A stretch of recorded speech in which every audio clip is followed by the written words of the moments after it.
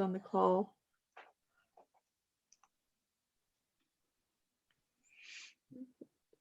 It's about 25 minutes. Yeah, I think it's just us for now. And I think as people join in, we have some participants on the call. Great. Hi, everyone. I have everyone's mics muted for now. Robert is on the call with us, and I'm just going to wait a couple minutes for more people to join us, and then we'll get going.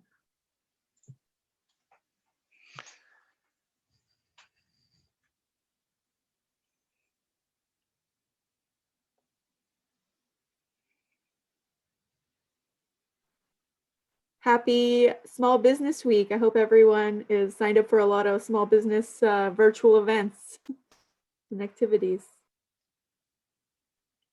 I'll make a quick introduction to myself while we're here. My name is Amanda McDonald. I'm an Economic Development Officer with the City of St. Albert, Business Retention and Expansion Program.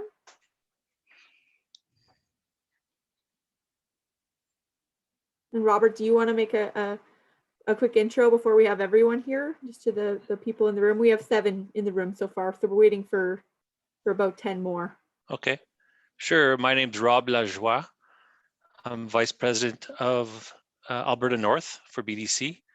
I'm new to Alberta. I moved here from Winnipeg, where I spent my first 17 years with BDC in Winnipeg.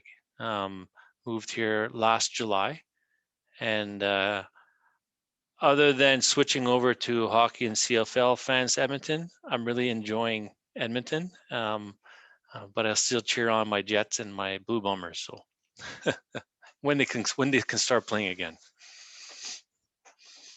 Thanks for having me this morning or this afternoon already. Thank you.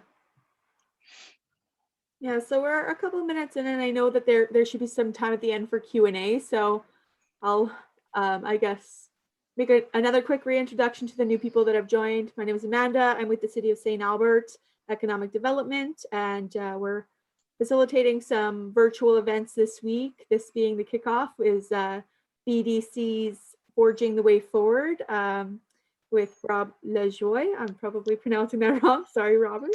No, it's good. So BDC is Canada's business development bank. It's dedicated to supporting Canadian entrepreneurs. So Rob is VP Financing and Consulting Alberta North, if I got that little right. And he has a passion for small business with over 20 years in Manitoba Financial, and he has joined Edmonton in May 2019, and he's made Edmonton his home. So welcome. Thank you. In his current role as VP Financing and Consulting, he leads the sales and relationship teams in Alberta North, 4 business centers in Edmonton, as well as offices in Red Deer, Grand Prairie, and Fort McMurray. That's right.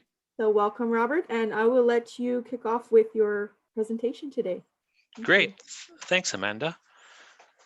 So I have a presentation here of Small Business Week. It'll take probably about 20-25 minutes. And at the end, any questions you may have, I'll do my best to answer them.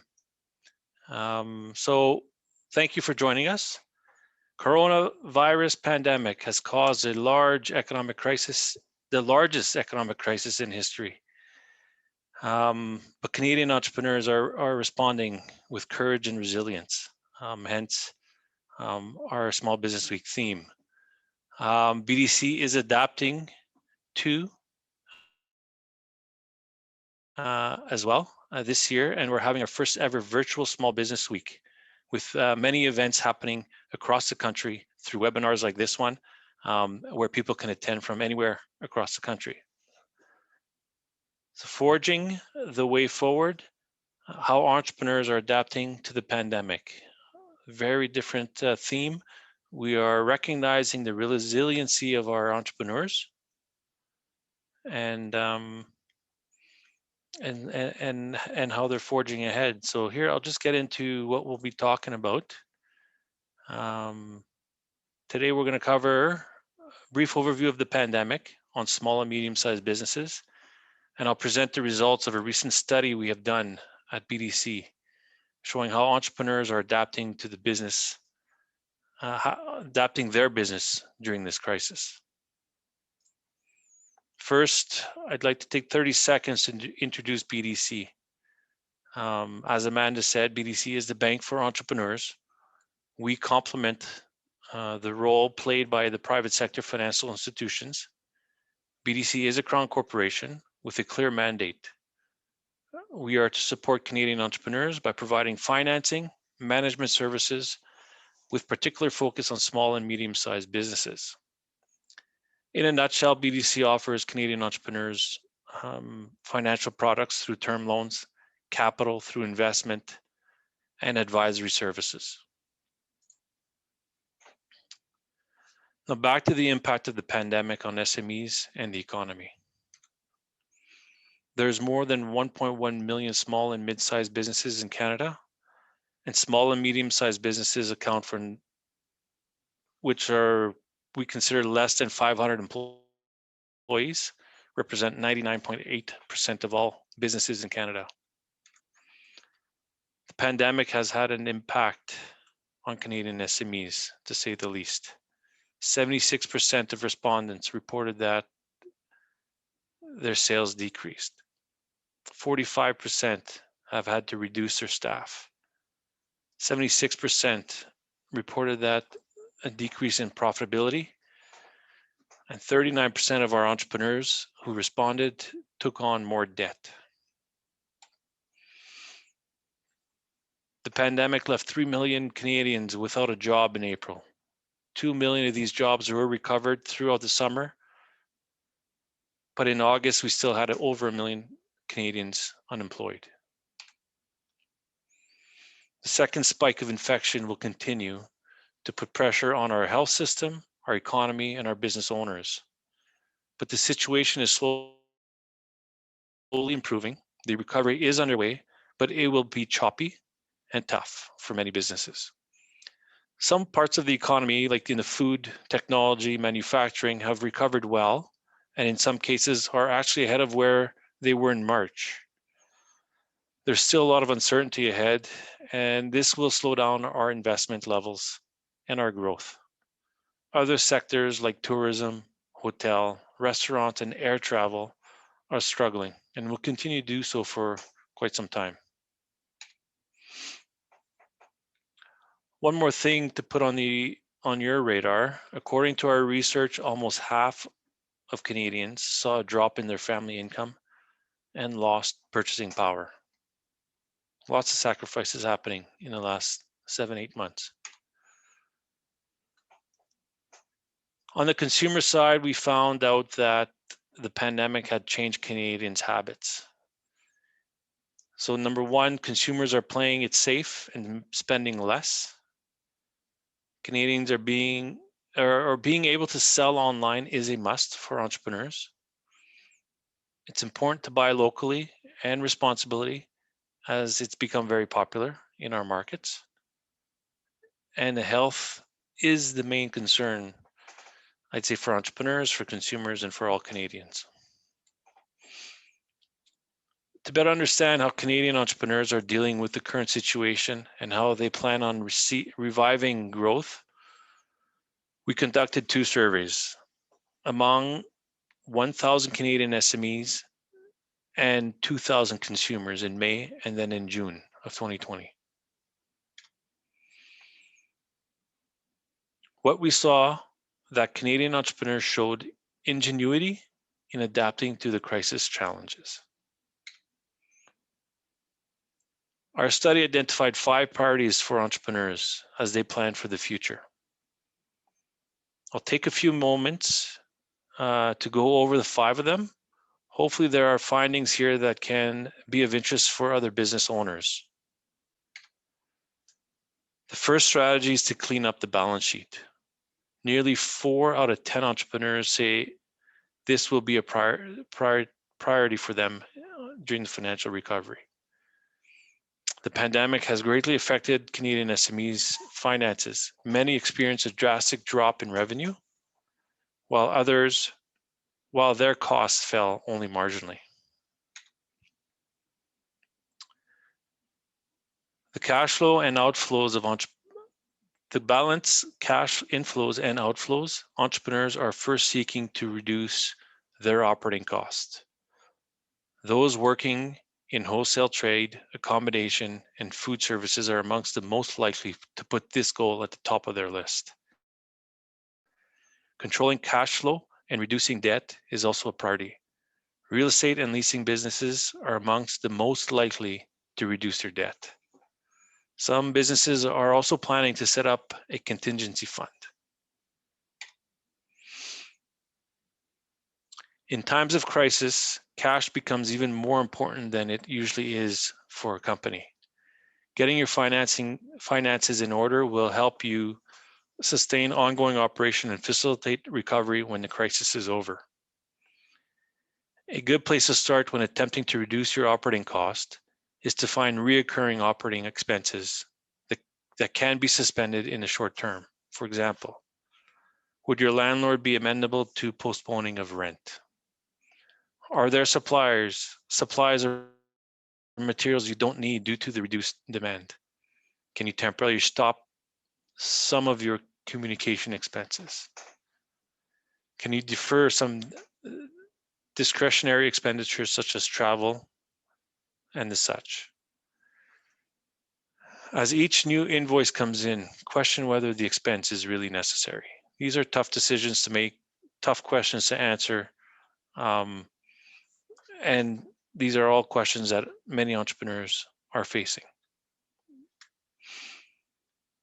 Understanding working capital is crucial as you plan your recovery.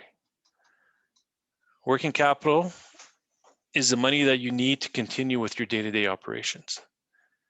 But that flow stopped during the slowdown. What will be left to finance your recovery? To find out, you can use a spreadsheet that itemizes cash flow from week to week. We refer to this as a rolling cash flow forecast.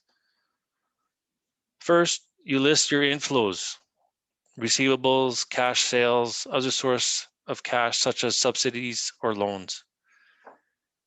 Next, it's important you list your cash outflows, payables, payroll, recurring monthly payments. Don't forget to include your lending obligation. If possible, set up an investment account and add savings to it when you can. The future is still uncertain and you need to build a safety net. With cash inflows and outflows all mapped out, you'll be ready to analyze the results. Based on your inflows and outflows, you can forecast how much working capital you can expect to finance your recovery.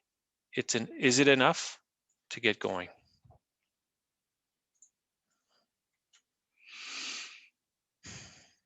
Many of you are searching for financing to buffer your losses. If you restart and your pace does not reach the pre-COVID levels, you may have some trouble paying your debt, and this will cause additional stress. To manage your debt, be prudent.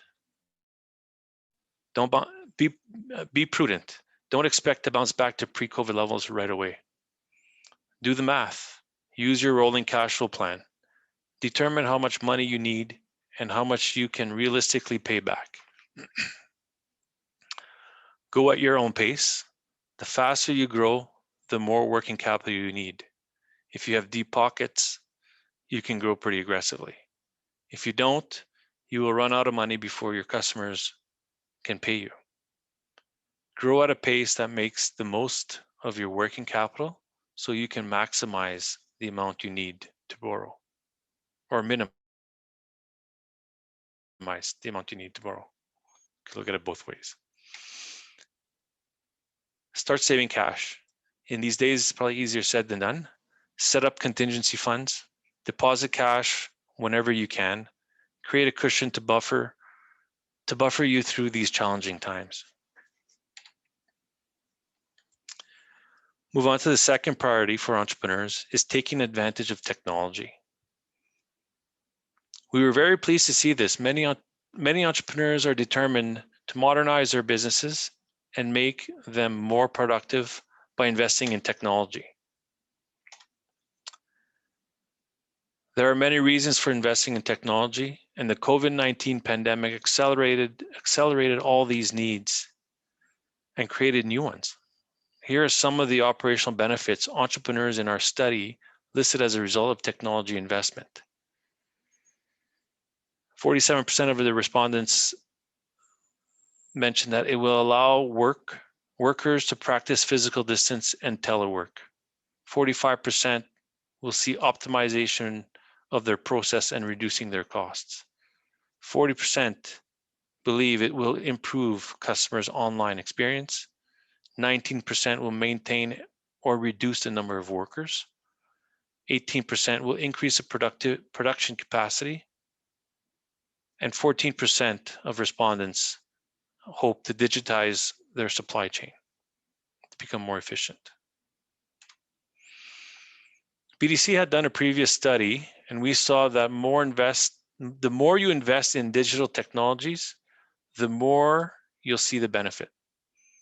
So for example, if a business invests $10,000 in digital technologies, they can anticipate to see 4% revenue growth. A company invests between $50,000 and $75,000, the revenue growth grew more by more than 9%. And then if we saw a significant investment between $500,000 and $1 million, we saw companies' revenue increase by 16%. The right time to think about risk to your technology system is before something bad happens. A few simple steps will allow your company to continue running seamlessly, or at least minimize the costs of a major information technology problem. To protect your technology investment, back up your data, adopt the security policies, create a recovery plan, wipe old equipment, and protect your current equipment. We believe the key to profitable tech investment is to start with small projects. Don't try to implement too many changes too quickly. Instead, look for quick wins and technologies that have the greatest upside for your business. So the third priority for SMEs is focusing on telework. Canadian entrepreneurs want to continue to integrate telework into their business practice. 60% of SMEs are relying on telework post-crisis. This is up from 50% before the crisis. There are many positive outcomes entrepreneurs have identified for teleworking. The organization's ability to innovate, employees' productivity, employees' motivation, the ability to attract employees, and the ability to maintain or enhance the corporate culture.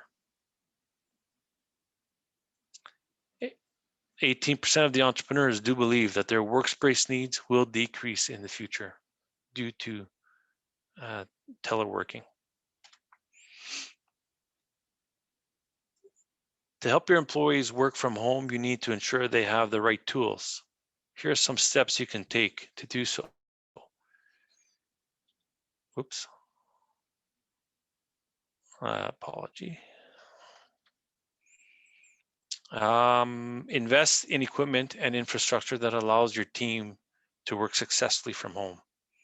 Take advantage of the free low-cost tools. You don't have to spend a fortune. For example, Google Hangouts, Skype, Zoom for video conferencing, Slack, Microsoft Teams for collaboration, Trello or Basecamp for project management. The catch is insist that everyone on the team uses the same applications. So specify that you want everybody to use Google Hangouts, for instance. Choose a software and tools that are easy to install and use. If the cost of supplying employees with the necessary equipment is of a concern, consider it as an investment. According to a recent report by globalworkplaceanalytics.com, a typical employer can save an average of $11,000 per half-time telecommuter per year. significant savings if implemented correctly. When your team is scattered in all different locations, you need to ramp up your communication efforts, increase frequency of team meetings, hold weekly one-on-one check-ins with employees, be open and straightforward to foster connections with your teams. Where possible, leverage technology to host video calls. Because you have less direct control over the remote team, you may need to adapt your new management style. Give staff more autonomy, shift expectations, be flexible, and support your managers.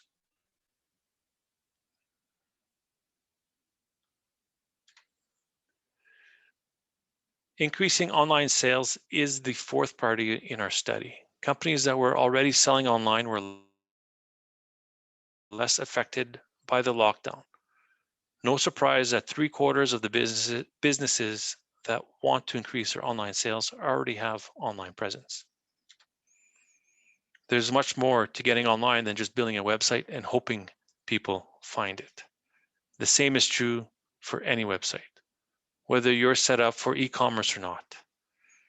The website is just one piece of the puzzle that will allow customers to find, evaluate, buy from, and then stay connected with you, your company, online. For a fully functioning online business, consumers need to have a smooth experience at each touch point, whether it's with your website, your social media, or mobile application. The trick to success is to use these tools in the right way at the right time. So getting online can be done very quickly without too much investment. Here are key things you should consider to become a web-based seller. Develop a good, clear product catalog. Make sure you fulfill your orders. Your payment method is seamless and easy. Fees, pricing, and policies are clearly stated. Your customer service standards are met, and the technology works. 56% of consumers have made purchases online since the beginning of the crisis. Canadian businesses do not have an online presence, risk being shut out of global e-commerce growth, leaving money on the table, losing ground to online competitors in Canada as well as abroad. There's 1.1 million businesses in Canada. Only 50% of the businesses have a website, which means over 500,000 Canadian companies are invisible to customers and business partners online. Having an online presence is now and a can't miss opportunity for businesses that want to continue growing and remain competitive. An online presence can help grow sales and insulate your business from potential lockdowns.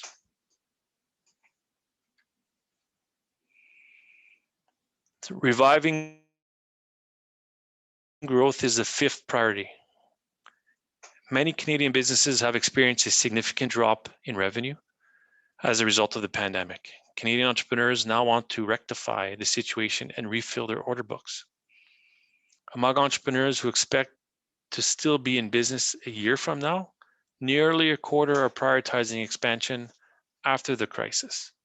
Some see great acquisition opportunities.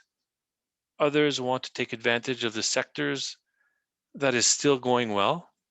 One thing is for certain, entrepreneurs are not losing sight of growth.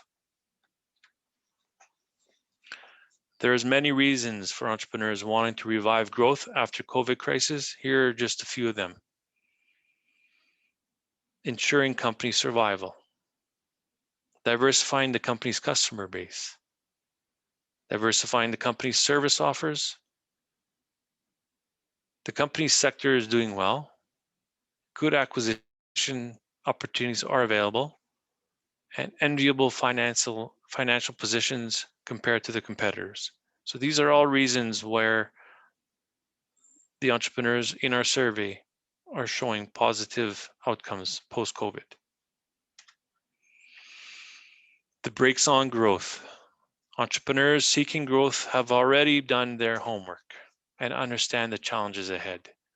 They are aware that uncertain economic environments can make things difficult. 2 out of 5 companies also mention the impact of a second wave. Entrepreneurs also expect to face more ordinary challenges, such as difficulty finding labor and access to capital and financing.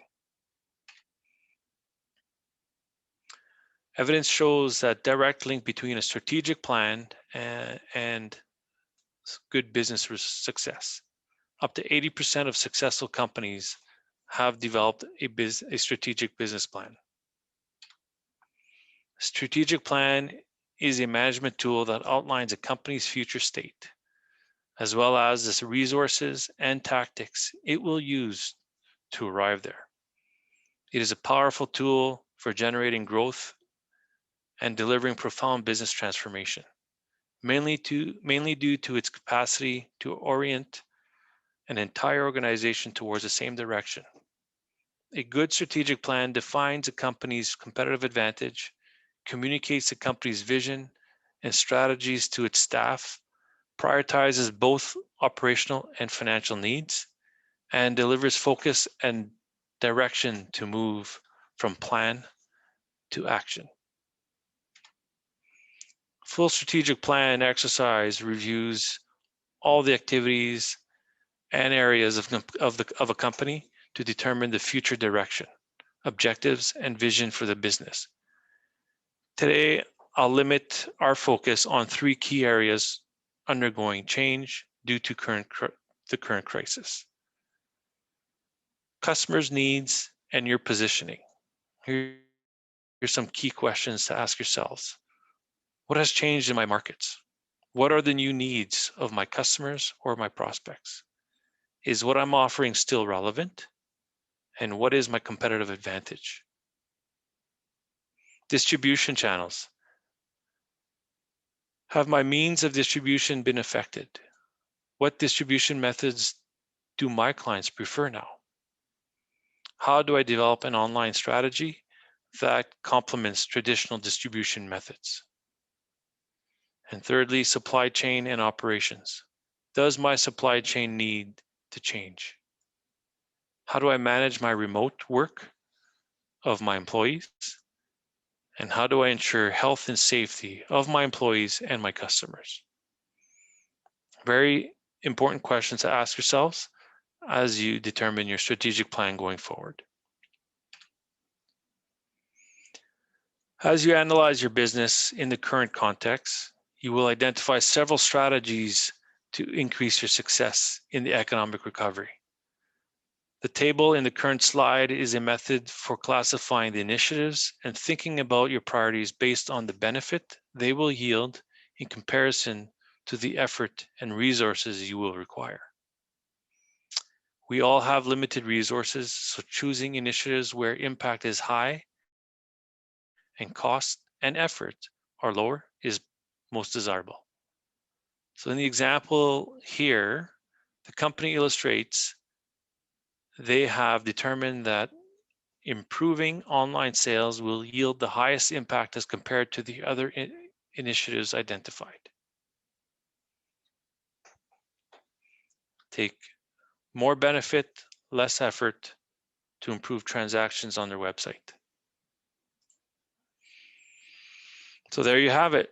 The 5 priorities of Canadian entrepreneurs per BDC survey that was launched, I think 10 days ago, and you can access it on our bdc.ca website. First priority is putting the finances in order. Second one, again, is to take advantage of technology. The third is a focus on telework. Number 4 is selling online. And number 5, which can be more challenging because of much of the unknowns of where the economy is going is reviving growth and establishing a strong strategic plan that is actionable to see you revive your growth. So to conclude, as Canada's Bank for Entrepreneur, we will continue to be here to accompany entrepreneurs as they plan for these 5 priorities and to support them through the second wave and down the road. The recovery is going to be difficult and robust. We are here to provide financing and advice. This is what our role is as a development bank, and we will continue to play this role. Thank you. Now we'll open it up to questions. Thank you, Robert. It was a great presentation. You went over a lot of great advice, and when you went through those 5 priorities, and they're based on a study that was done with 1,000 entrepreneurs and 2,000 consumers. So backed with research. If anyone has any questions, you can, I think, raise your hand, or you can present it to me in the chat bar, and I can relay it that way as well. As Robert mentioned, the presentation is available on the BDC website. I can share the link in a follow-up email to all attendees. This session is also, this Zoom session is also being recorded for anyone that may have missed some of the content or wants to go back to it. I can share this presentation with you, Amanda. Thank you. Yeah, that'd be great. And then you can share it with your folks. And also, there's a full study on the website. Wonderful. That's great. So are there any questions on the group? I'm not seeing anything in the chat. Not seeing any hands go up.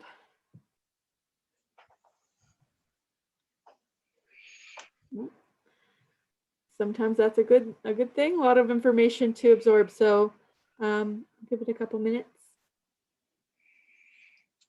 You could always email questions, Amanda, robert.lajoie@bdc.ca. And when I share this presentation with you, Amanda, you'll have my website. Reach out to me, ask me any questions. We have our dedicated team at our Edmonton West office is dedicated to servicing the St. Albert area. So we have an office that's not far from St. Albert, not in St. Albert, but not far. Great. Thank you so much. Thank you for everyone that's attended. I can, as Robert said, I can put you in touch after this session's done if you have any questions that maybe didn't come up right away. And we'll share the slides as well. Thank you for being with us, and happy Small Business Week.